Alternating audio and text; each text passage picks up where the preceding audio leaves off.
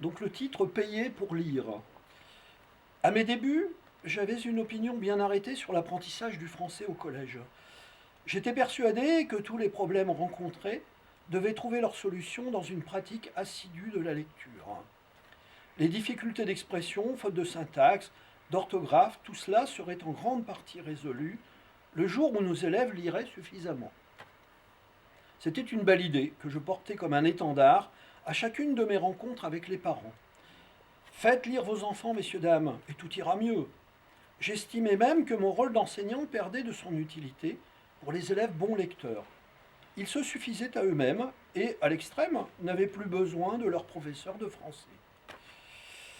Il y a une part de vérité là-dedans, et la pratique de la lecture a bien entendu un impact positif dans la matière. Mais il faut nuancer, et je l'ai fait avec le temps, car j'ai vu des élèves non lecteurs performants en orthographe, et à l'inverse, des dévoreurs de livres qui parsemaient leurs travaux écrits de fautes. Je ne pouvais pas inciter les parents de ces derniers à les faire lire davantage. En revanche, je pouvais tenter d'expliquer cette bizarrerie. La lecture leur était profitable, cela développait notamment leur imaginaire, mais concernant l'orthographe, le bénéfice était quasi nul. Après tout, on ouvre un livre pour la belle histoire qu'il nous raconte, pas pour la qualité de ses accords de participe passé. Donc à mes débuts, je comprenais mal l'attitude des mauvais parents qui étaient incapables d'obliger leurs enfants à se taper tous les soirs quelques chapitres de l'Île au trésor ou de l'Aiguille creuse. Je rappelle qu'à cette époque, on ignorait encore les portables, smartphones et réseaux sociaux. La seule concurrence pour les devoirs à la maison étant la télévision. Cette certitude que j'avais, je l'ai perdue quand mon fils Nicolas est entré au collège. Jusqu'en classe de 5e, il lisait une quantité acceptable de livres. Je ne le sentais pas passionné, mais il ne refusait pas la pratique. Et voilà qu'en 4e, il perd tout intérêt pour cette activité. Il traîne des mois durant sur des œuvrettes que sa professeure de français lui met au programme.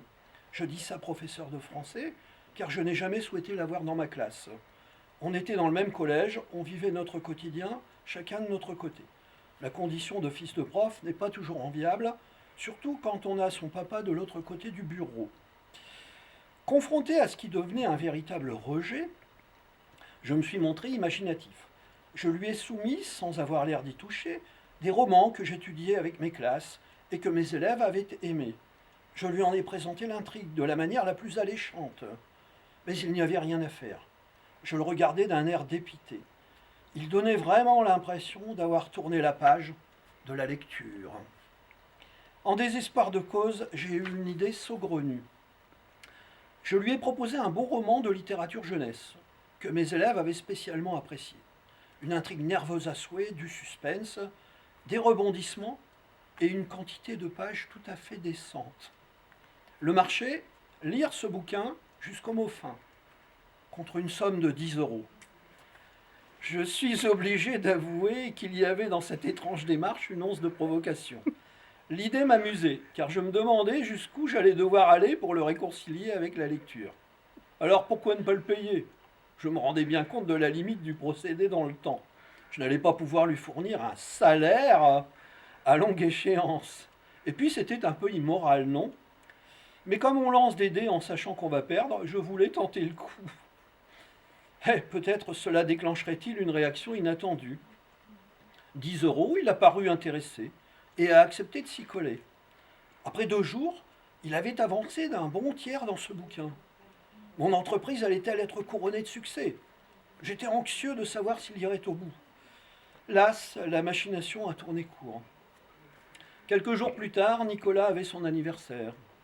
À cette occasion, il était d'usage pour toute la famille, mamie, papy, oncle, tante, parrain, marraine, de se fendre d'un petit chèque. Quand ces bouts de papier ont été comptabilisés, l'heureux garçon avait presque 300 euros en poche. Dès le lendemain, il a délaissé le roman que je lui avais proposé. Comme je le relançais, il m'a laissé entendre que 10 euros, ce n'était pas terrible. Il aurait donc fallu que j'augmente son salaire de lecteur ? Non mais... Le livre a fini dans un coin tranquille de sa bibliothèque et, légèrement vexé, j'ai gardé mon oseille. Par la suite, Quand des parents inquiets me demandaient comment est-ce qu'on peut bien le faire lire, monsieur Bialek, je ne leur répondais pas je sais pas, mais j'avais envie de leur dire surtout ne le payez pas.